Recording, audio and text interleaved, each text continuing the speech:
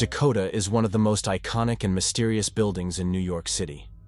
Built in 1884, the stunning red brick edifice sits on the corner of 72nd Street and Central Park West, overlooking the expansive greenery of the park. It's an architectural marvel, with towering turrets, ornate carvings, and a grand, sweeping staircase.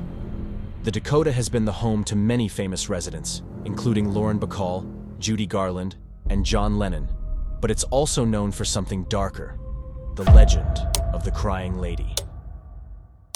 The Crying Lady is said to be the ghost of a woman who lived in the Dakota many years ago. According to legend, she was a beautiful and wealthy woman who lived in one of the apartments on the upper floors. She was married to a wealthy businessman who was often away on business, leaving her alone in the apartment for long periods of time. Over time, she grew increasingly lonely and isolated, and began to suffer from a severe depression. One day, she decided that she couldn't take it anymore and threw herself out of the window of her apartment, falling to her death on the pavement below. Her husband was devastated by her suicide and was said to have never fully recovered from the tragedy. It wasn't long after her death that strange things began to happen in the Dakota.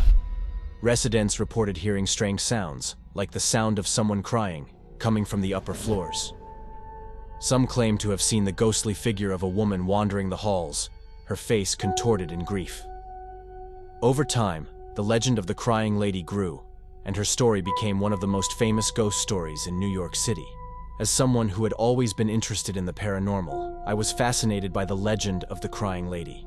I had lived in New York City for several years and had heard the stories about the Dakota, but I had never experienced anything firsthand. That all changed one night when I was invited to a party in one of the Dakota's apartments. The apartment belonged to a friend of a friend, and I was excited to have the chance to explore the building and perhaps catch a glimpse of the Crying Lady. As soon as I stepped off the elevator onto the apartment floor, I felt a strange sensation.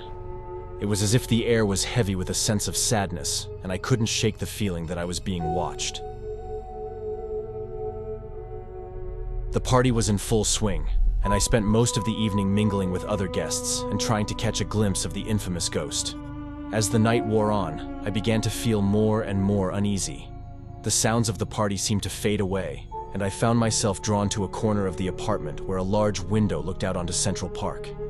As I stood there, staring out into the darkness, I suddenly heard a sound that made my blood run cold. It was the sound of someone crying, coming from somewhere deep within the apartment. At first, I thought it was just a guest who had had too much to drink, but as the sound grew louder, I realized that it was something far more sinister. I turned to the others in the room, but nobody else seemed to hear the crying. They continued to talk and laugh, oblivious to the ghostly presence in the room. I began to feel as if I was going mad, but then I saw her, the Crying Lady. She was standing in the corner of the room, her face contorted in grief.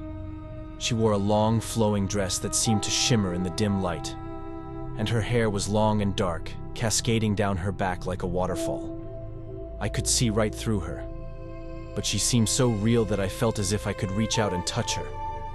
I stood frozen, staring at the ghostly figure in front of me. The other guests continued to ignore her, as if she wasn't even there. But I knew what I was seeing, and I was filled with a sense of terror and wonder.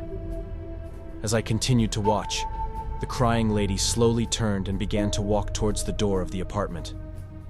I knew that I had to follow her, that I had to find out what she wanted. I pushed my way through the crowd of partygoers and followed her out into the hallway. The hallway was empty, but I could still hear the sound of her crying, coming from somewhere further down the hall. I followed the sound, my heart pounding in my chest, until I reached the end of the hallway. There, in front of me, was an open window. I could feel the cold night air blowing in, and I could see the lights of the city below. But there was nobody there. Nobody but the ghostly figure of the Crying Lady, standing on the edge of the window ledge. I could feel her pain and her sorrow, her desperation and her loneliness. I knew that she had jumped from this very window all those years ago, and that she was still trapped here, unable to find peace. I reached out to her, calling her name, telling her that it was okay, that she could let go. And then, just as suddenly as she had appeared, the Crying Lady was gone. The hallway was silent, and the only sound was the distant hum of the city below. I stood there for a few moments, trying to make sense of what had just happened.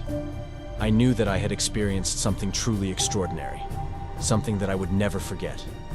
And I knew that the legend of the crying lady in the Dakota was more than just a ghost story.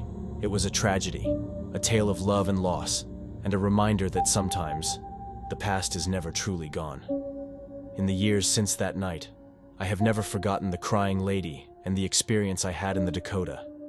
I have come to believe that there are things in this world that we cannot explain, that there are forces at work that are beyond our understanding.